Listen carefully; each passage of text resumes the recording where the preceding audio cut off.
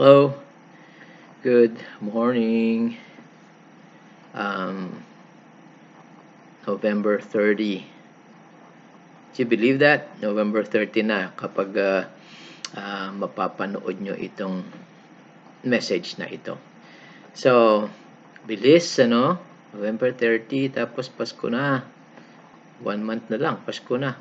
Or no, 25 days before, after this. So, wow.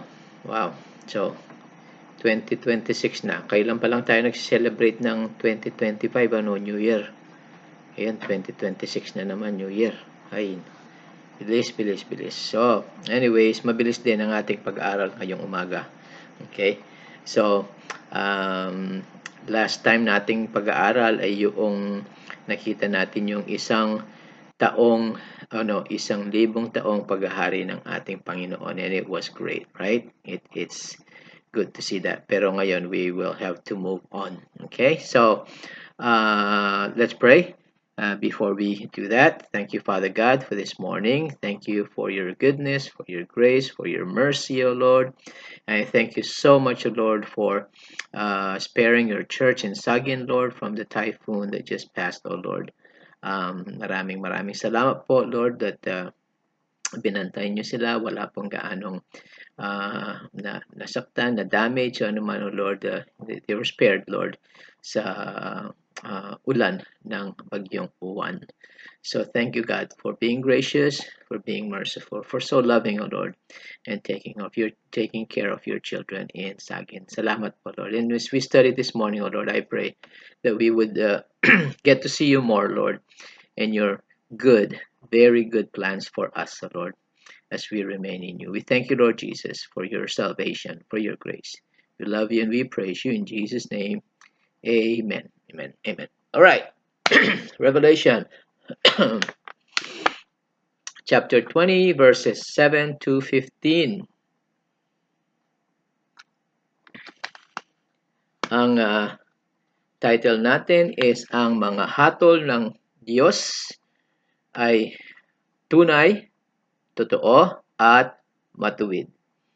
Yung paghahari niya, ang katuwiran, right? 1,000 taong yun, paghahari, katuwiran. Pero meron dito sa pag-aaral natin ang hatol ng ating Diyos sa mga ayaw manampalataya sa Kanya. Sabi ko nga kanina,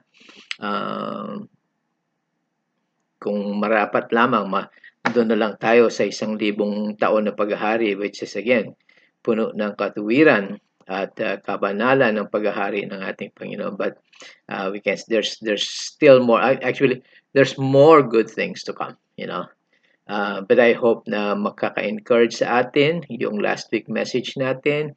Ito pa mang message ngayong last month pala.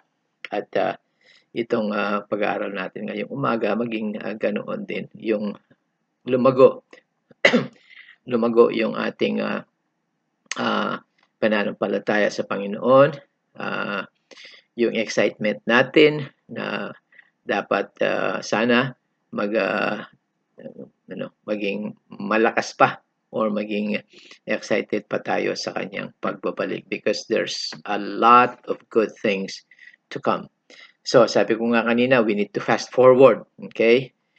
Yung 1,000 taong paghahari ngayon, tapos na dito sa ating simula sa pag-aaral natin ngayon, matatapos na. So sabi nga sa verse 7, okay, as we start, at kapag natapos ng 1,000 taon, okay, tapos na.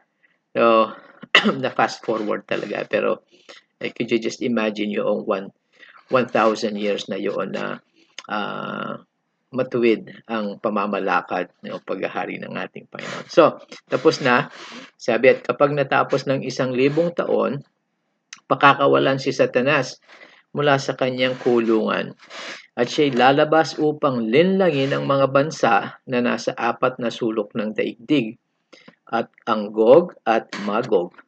Titipunin niya sila sa pagkikidigma, at ang bilang nila ay katulad sa bilang ng buhangin sa tabing dagat. So marami sila. Okay? So, as we learned last month nga, si Satanas, ang Diablo, siya ay ginapos or tanikala siya at siya ay kinulong sa walang hanggang kalaliman ng isang anghel. Remember, isang anghel lamang, hindi man malakas na anghel ang description, just a regular angel. Pero walang panama ang diablo sa kanya, ano. Siya ay iginapos nga ng tanikala at siya ay kinulong. Isa yun sa dahilan kaya nga ang 1,000 taon na paghahari ay puno ng katuwiran dahil wala si Satanas, wala yung kanyang kasamahan. Pero it's God, makikita natin mamaya ang conclusion ng sangkatauhan. Okay? So, walang diablo na iniimpluwensya ang mga tao. And the other reason too is, more importantly, ay yung ang ating Panginoong Jesus ang naghahari. So, kaya matuwid, walang kasamaan yung 1,000 taong yun. Notice again ang limitasyon ang limitasyon ni Satanas sa kanyang kapangyarihan. Because sabi dito, siya ay pinakawalan, okay, sa kanyang pagkabihag sa walang hanggang kalaliman. Siya ay pinakawalan. Hindi siya tumakas. Hindi man niya kaya yun. Okay? Noong ikinulong siya, noong anghel na yun, talagang kulong siya. Na hindi siya makakalabas. Wala siyang kapangyarihan na makalabas doon. He had to be let out. Pakakawalan siya. You know? So now we see na siya ay pakakawalan nga, ngunit sabi maikling panahon lamang. If you remember, if you can just look back sa verse 3 ng chapter 20, siya ay pakakawalan ng maikling panahon lamang, you know. So again, I guess inuulit ko lang ito. Si Satanas hindi siya kaparehas ng ating Diyos na akala ng marami na parehas sila. Hindi, si Satanas ay gamit lang ng ating Panginoon para sa kanyang plano, okay? Sa plano niya sa sangkatauhan. Pero siya ang may control, ang ating Diyos, hindi si Satanas, okay? Kahit na makapangyarihan siya, wala pa rin siyang parehas sa kapangyarihan ng ating Diyos. Dahil siya ay isang nilikha rin, okay? Ang ating Diyos ay siya ang naglikha.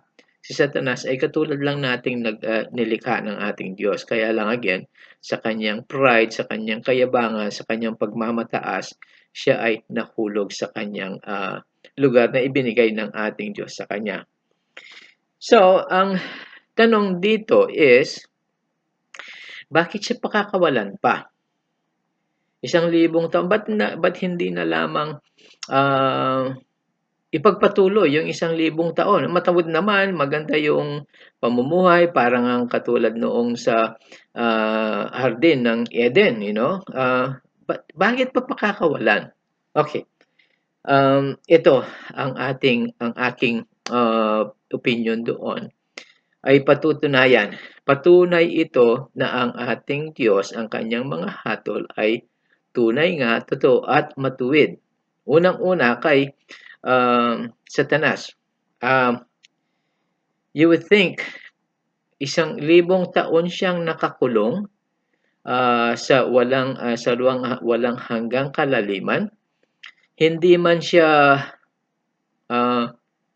nagsisi, hindi man naisip, hindi man sa kaparusahan niyang yun, 1,000 taon, hindi man siya nagsisi sa kanyang mga ginawa. Dahil meron pa siyang chance, ano? Pero hindi, ewan ko kung talagang, it just patunay na talagang masama siya. Masama, na wala ng pag-asa. You know, as I was just gonna say na dapat, pero hindi siya nagsisi. Hindi siya nagsisi, you know, nagpakumbaba sana sa ating Diyos, ngunit 1,000 taon. So, yung kanyang kahatulan, makikita natin mamaya, ang kahatulan niya, even dito sa 1,000 taon na nakakulong siya, it is matuwid dahil siya ay tunay na masama. walang pag-asa ang kanyang kasamaan, hindi na siya magbabago, you know. So, pinatutunayan na matuwid ang kaparusahan niya, okay?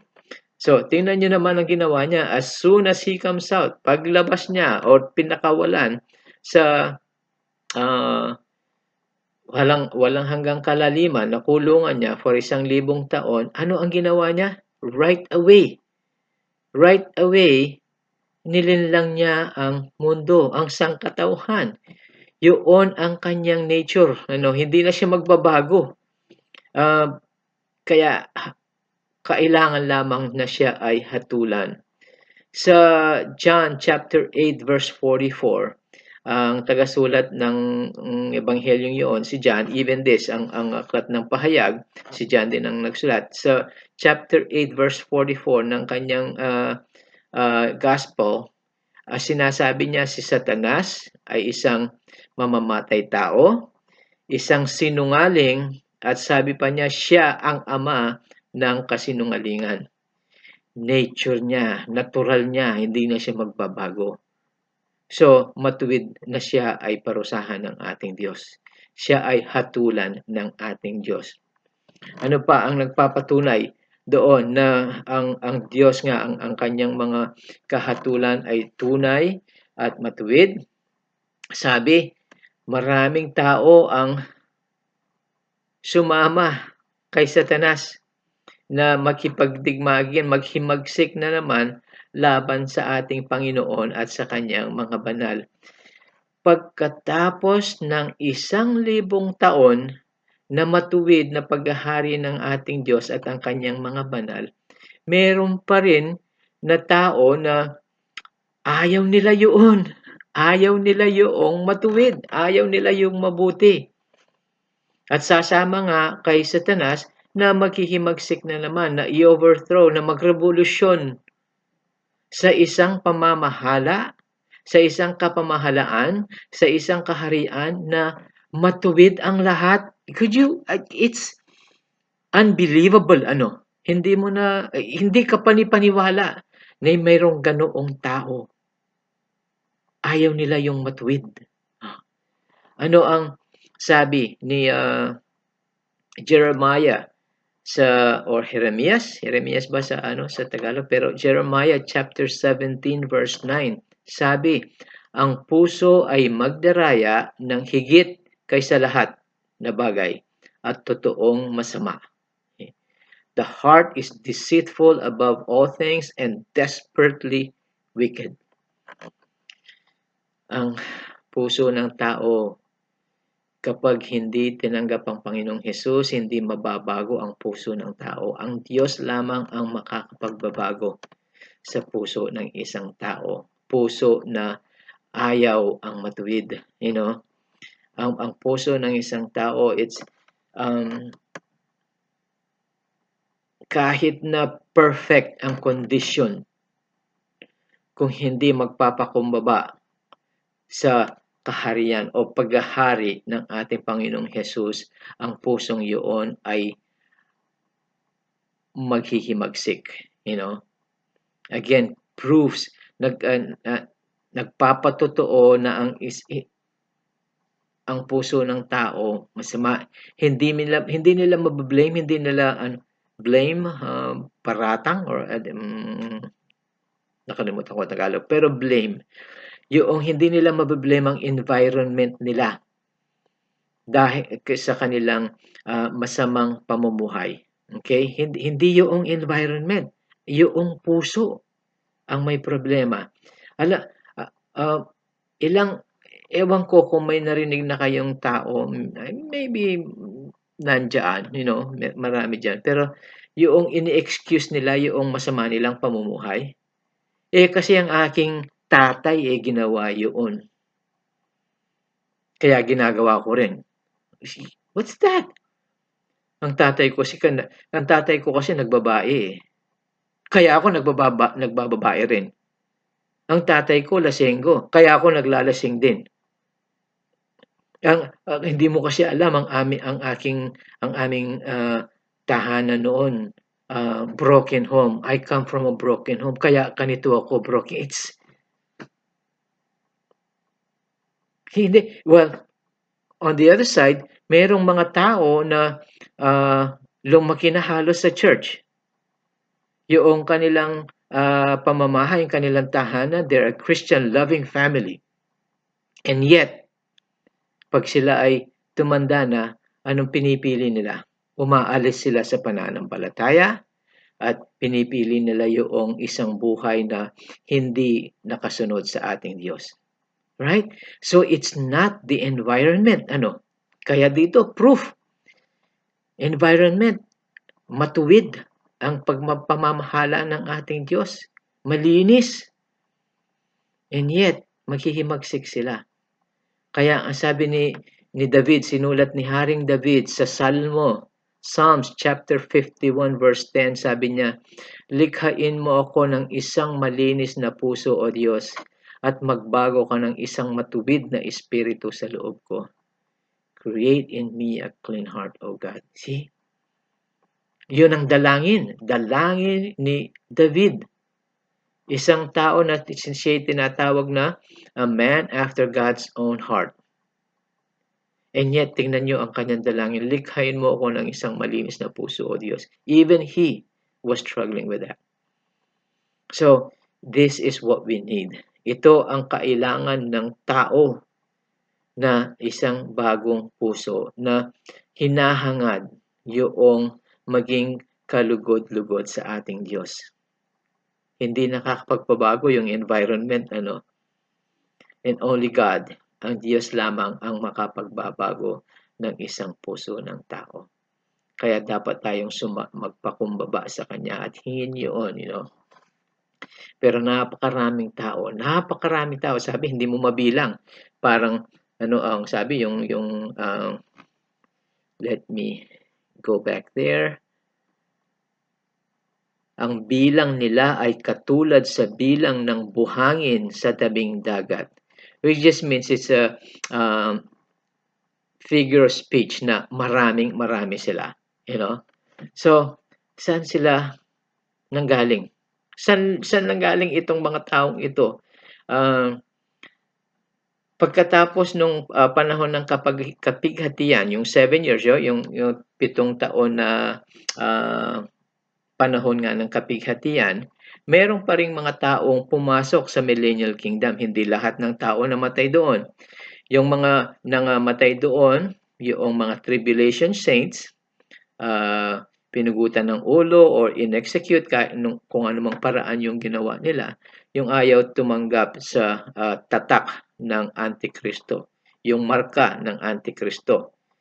Meron doon napapasok pa sa Millennial Kingdom. Okay? Hindi lahat nangamatay.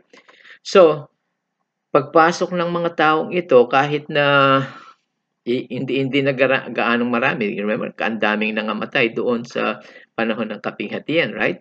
Pero itong mga taong ito, of course, tao pa rin sila. Hindi katulad natin, tayo, iba na yung ating katawan, okay? We are in our glorified bodies. Noong na-rapture tayo, yung na-rapture yung iglesia ng Panginoon, yung mga tunay na nananampalataya, binago na yung ating katawan, glorious na, okay?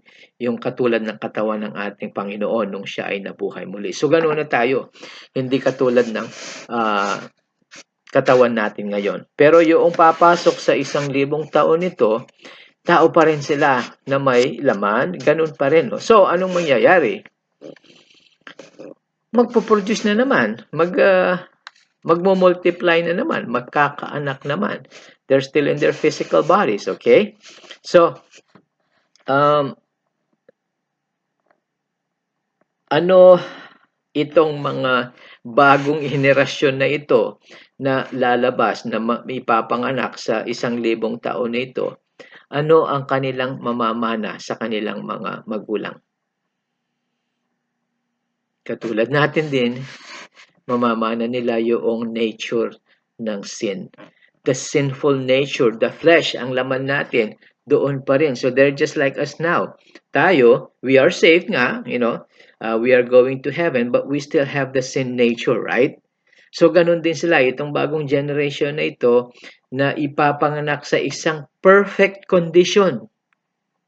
Katulad nga ng Garden of Eden, they will still choose to disobey the righteous ruler. Ang matuwid na hari, ang ating Panginoong Hesus, pipiliin pa rin nilang mag-disobey. Okay? Again, katulad ng hardin, Pero ang katapusan dito, hindi na katulad noong sa hardin. Okay? Final judgment na ito. So, the first chance they get, itong mga taong ito na ipinanganak sa 1,000 taon na paghahari ng ating Panginoon, the first chance they get noong pakawalan si Satanas, immediately sumama sila kay Satanas upang maghimagsik sa ating Panginoon.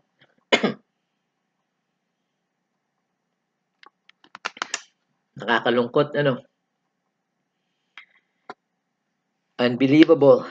Hindi ka panipaniwala. Sabi ko nga kanina, ang puso ng tao ay tunay na magtaraya. Yung obedience nila sa ating Panginoon sa 1,000 taon na iyon, sa matuwid na paghahari nating Diyos, yung kanilang pagsunod sa mga utos niya ay superficial, panglabas lamang. Deep in their heart, sa kanilang mga puso, ang kanilang desire ay ayaw manampalataya, ayaw sumunod sa utos ng ating Diyos.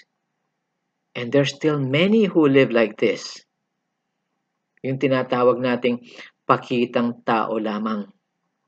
Panlabas lamang ang kabanalan, ngunit sa kanilang puso ay ayaw nila.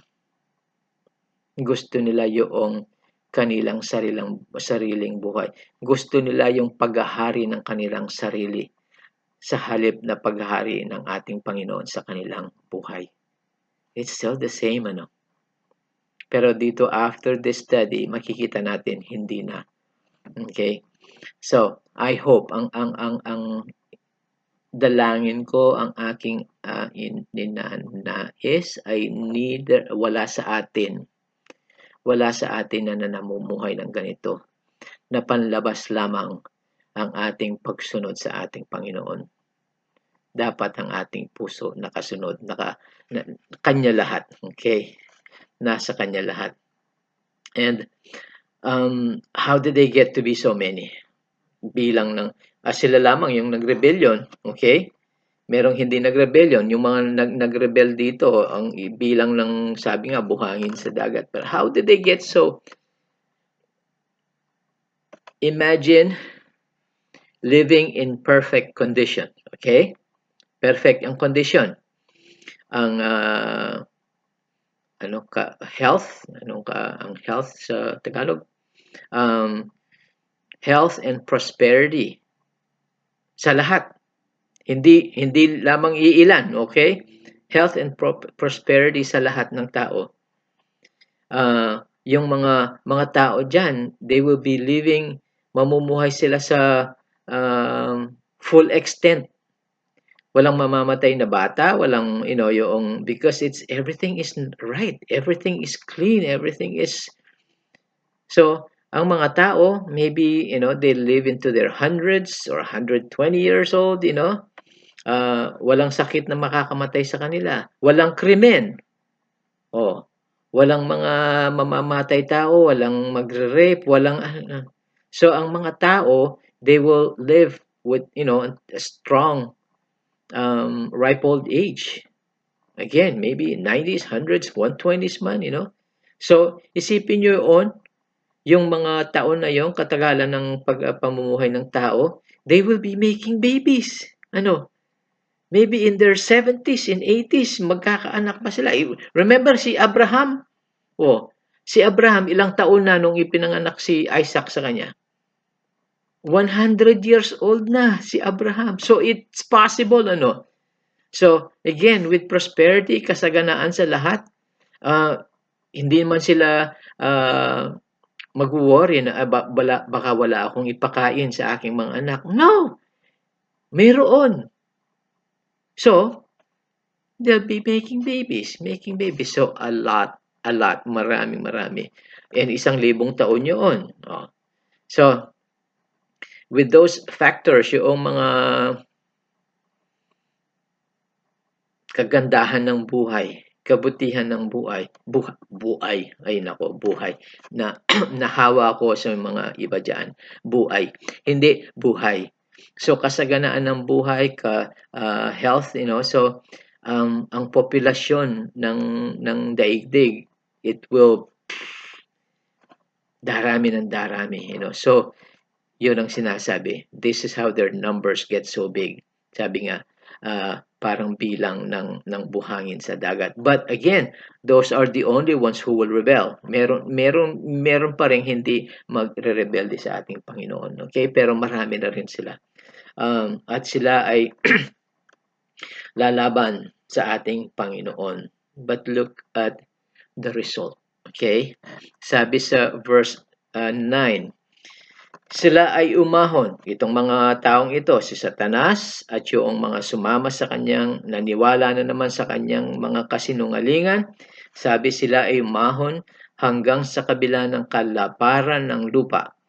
Pinalibutan nila ang kampo ng mga banal at ang lungsod ng pinakamamahal. At ang apoy ay bumaba mula sa langit at tinupok sila. At ang diablo na naglinglang sa kanila ay itinapon sa lawa ng apoy at ng asupre, kung saan naroroon ang mabangis na hayop at ang bulaang propeta. At doon sila ay pahihirapan araw at gabi, magpakailan paman. There it is. Katapusan ni Satanas. Itong rebellion na ito, itong paghihimagsik laban sa ating Panginoon at sa kanyang mga banal, sabi sa pinakamamahal na lungsod, which is, alin yun? Jerusalem. Okay? Jerusalem. Si Satanas at lahat ng napinili pa rin na sumama sa kanya, pinalibutan nila ang Jerusalem nga, thinking, iniisip nila na dahil napakarami nila, na kaya nilang magupo ang ating Panginoon. And yet, again, kita natin dito, walang digmaan, walang battle. Tinupok sila ng ating Panginoon na sa isang apoy na bumaba mula sa langit. We actually, hindi digmaan, hindi paglalaban, okay? Actually, we can consider it execution. Execution lang. Patay sila lahat, Kala nila magtatagumpay sila laban sa ating Panginoon. Pero katulad noong Battle of Armageddon, yung katapusan ng panahon ng kapighatian, yung 7 years, ano ang ginawa ng ating Panginoon? Sa salita lang niya, right? Sa salita lang niya, inubos sila. Katulad dito, after that 1,000 years, ang ating Panginoon, apoy na bumaba sa langit at tinupok sila, sabi.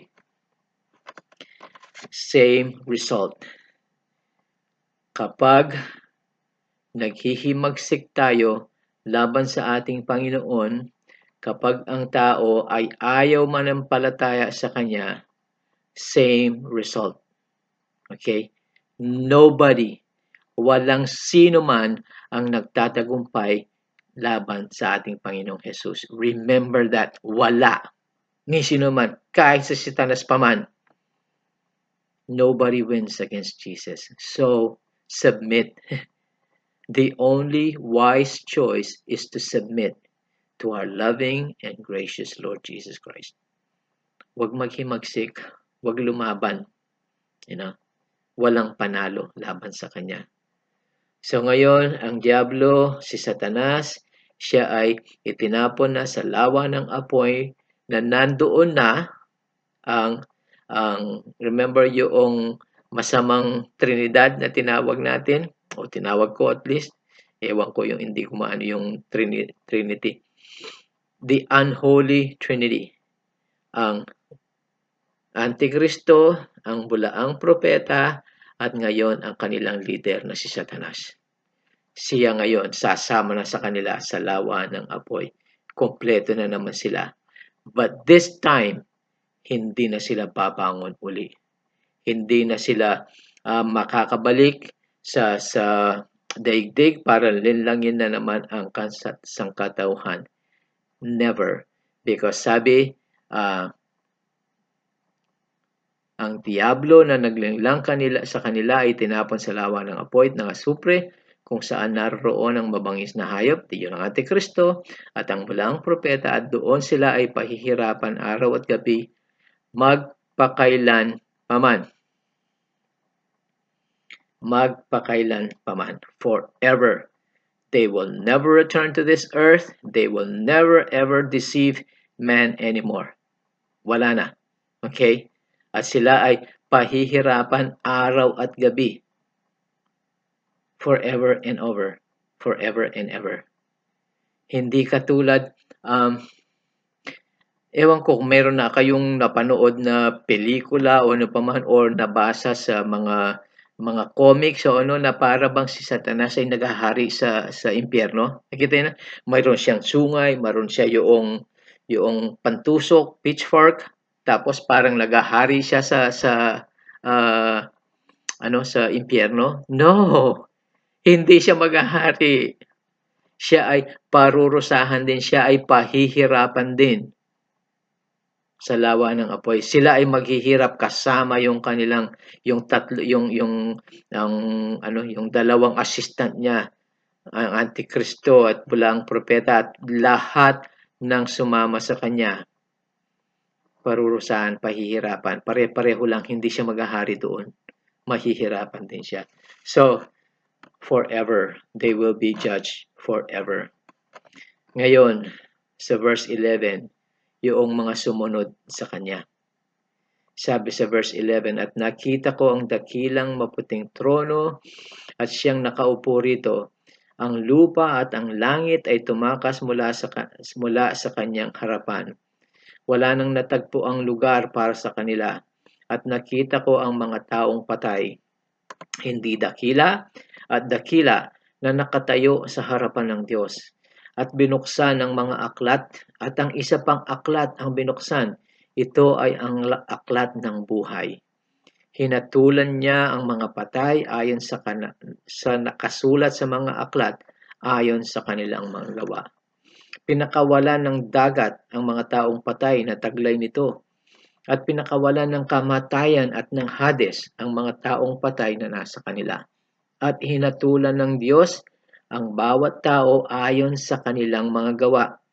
Itinapon ng Diyos ang kamatayan at Hades sa lawa ng apoy. Ito ang ikalawang kamatayan, at ang sinumang hindi nasumpungang nakasulat sa aklat ng buhay ay itinapon sa lawa ng apoy. The end. The end of all. Lahat ng nagpupumilit na maghimagsik, na ayaw manampalataya sa ating Panginoon. Unang-unang makikita natin dito ay yung dakilang trono na puti. Right? Let me see. At nakita ko ang dakilang maputing trono. White, ano ang simbolo ng puti? Purity, kalinisan, kabanalan, at dito justice. Lahat ng hatol na ibibigay ng ating Panginoon mula dito sa maputing trono ay matuwid. Hindi katulad ng mga hatol ngayon sa corrupted na sistema natin. Korupsyon ang pati na yung dapat magbigay ng hustisya, hindi pa rin. Kailan ko pa, totoo ba ito? Nakita ko sa balita si Napoles na not guilty raw. Tapos yung mga kasama pa niya, right?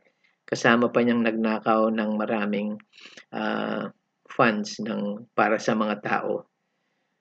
Ito nangyayari na naman ngayon, flood control Kita nyo?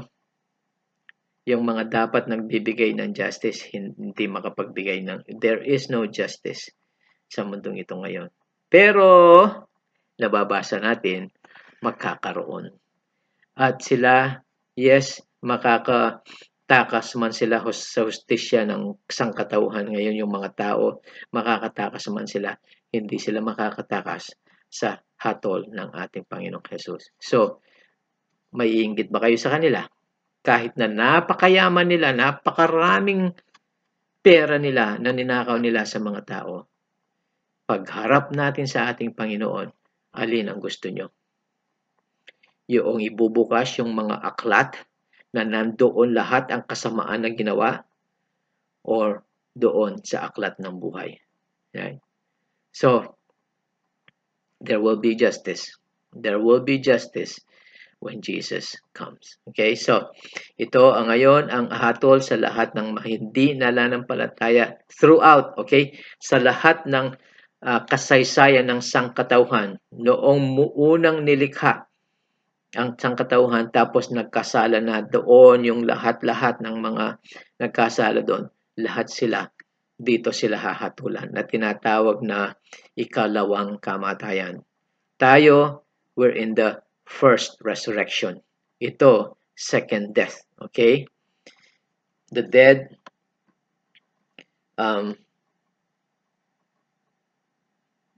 nahahatulan dito ay yung mga lahat ng namatay. If you could look back in verse 5 again, sabi doon, ngunit hanggang sa matapos ang 1,000 taon, ang mga natira ng mga namatay ay hindi muling nabuhay. Tayo muling nabuhay na after the rapture. Okay? Sila hindi pa nabuhay. Maghihintay sila sa Hades. So, yung 1,000 years na yun are over at lahat ng ayaw manampalataya, yung pinili nila na ayaw pa rin manampalataya sa Diyos ay tatayo sa harapan ng Diyos para sila ay hatulan. Sabi dito, yung mga aklat ay binuksan. Mga aklat. May isang aklat ng buhay. Pero yung iba, maraming aklat na binukas, sabi, ay binuksan. Okay? If you could, okay, a little bit. But look back real quick. Just write it down sa Daniel, okay? Sa aklat ni Daniel, which is, sabi ko nga, parang yung aklat ni Daniel sa Lumang Tipan at ang aklat ng Pahayag, Revelation, they are the same. Okay? Kung if you read them, study them side by side, marami ang doon, comparison. Pero sa Daniel chapter 7, verse 9 and 10, I'll just read it quick. Sabi, aking minasdan hanggang sa ang mga luklukan ay nangaglagay. At isa na matanda sa mga araw ay nakaupo, Ancient of Days, God. Ang kanyang suot, maputing parang niebe, at ang buhok ng kanyang ulo ay parang taganas na lana. Ang kanyang luklukan ay mga liyab na apoy, at ang mga gulong niyaon ay nagniningas na apoy. Isang mabangis na sigalbo ay lumabas at nagmula sa harap niya. Mga libo-libo ang naglilingkod sa kanya at makasangpung-libo na sangpung-libo ang nagsitayo sa harap niya. Ang kahatulan ay nalagda at ang mga aklat ay nangabuksan. See? Mga aklat. Itong mga aklat na ito, marami, ay record ng lahat ng inisip ng mga tao, yung kaisipan nila, yung masama. Again, ang mga hinahatulan dito ay yung mga hindi nanampalataya, okay? So, lahat ng masamang inisip nila, lahat ng mga masamang salita na binigkas nila, lahat ng mga gawa nila ay nandito sa mga aklat nito. God is keeping perfect, accurate, and comprehensive records sa lahat ng kasalanan ng tao sa kanilang buong buhay. Kaya dito ilalabas lahat. Walang makakapagsinungaling, walang makakapag-excuse. Nandito lahat. ang kanilang mga ginawa, ang kanilang mga inisip, ang kanilang mga binigkas. Marami ang nagsasabi na kapag nakaharap na ako sa Diyos, marami ang aking tanong sa Kanya. Bakit niya ginawa ito? Bakit ito? Hindi mangyayari yun.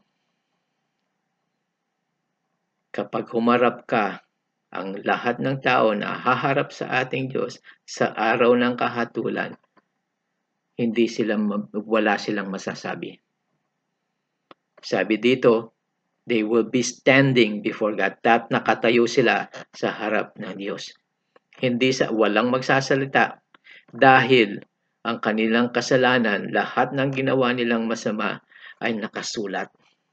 Merong proof ang ating Diyos. Nandun lahat.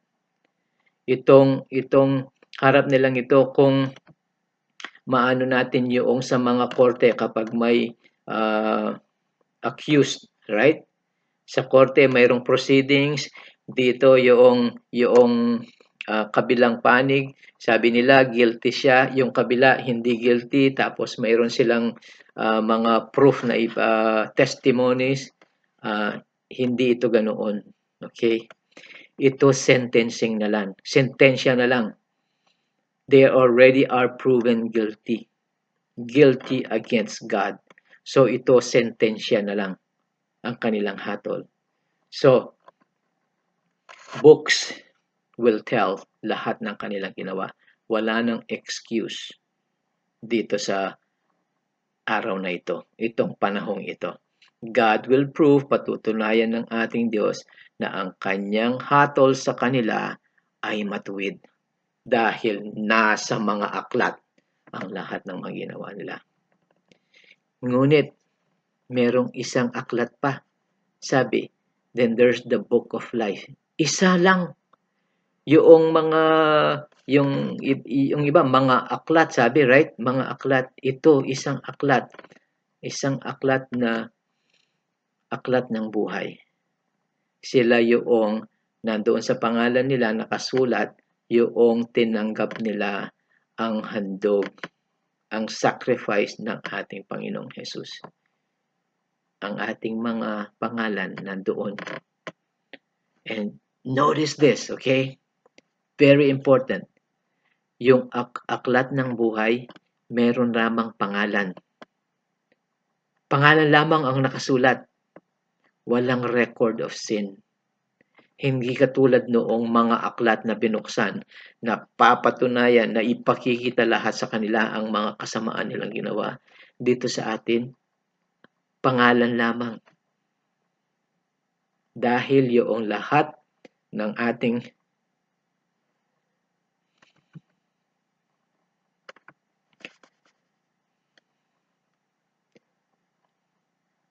yung lahat ng kasamaan nating ginawa,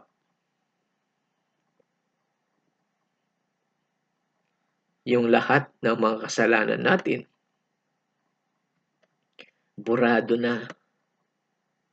Burado na. Kaya pangalan lang natin ang nakasulat sa aklat ng buhay. Ang dugo ng ating Panginoong Hesus, binura lahat ang ating mga kasalanan.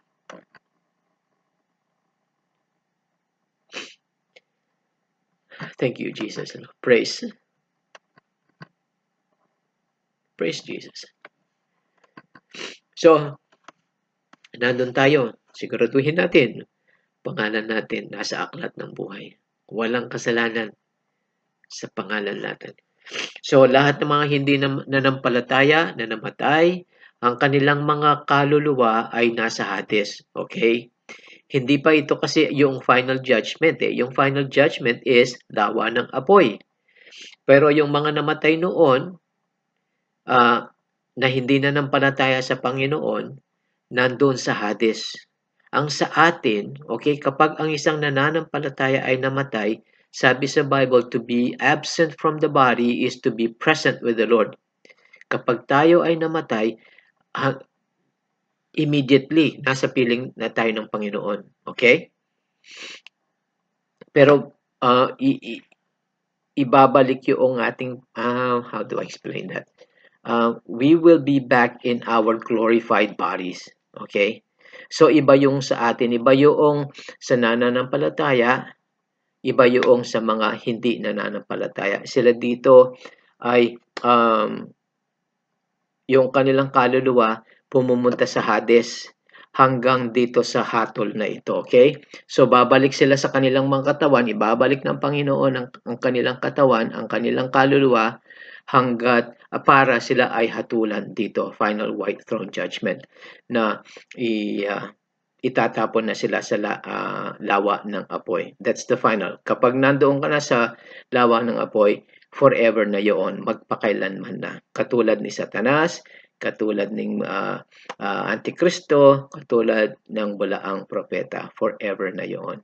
So, and then, so parang temporary cell, temporaring kulungan ang Hades hanggang sa huling hatol.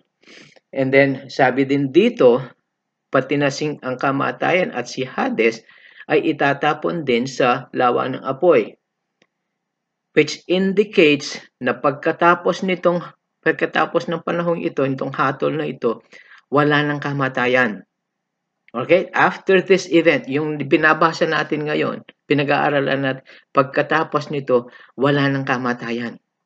Because ang kamatayan at Hades nga, yung temporary cell, temporary kulungan, itatapon na rin sa lake of fire.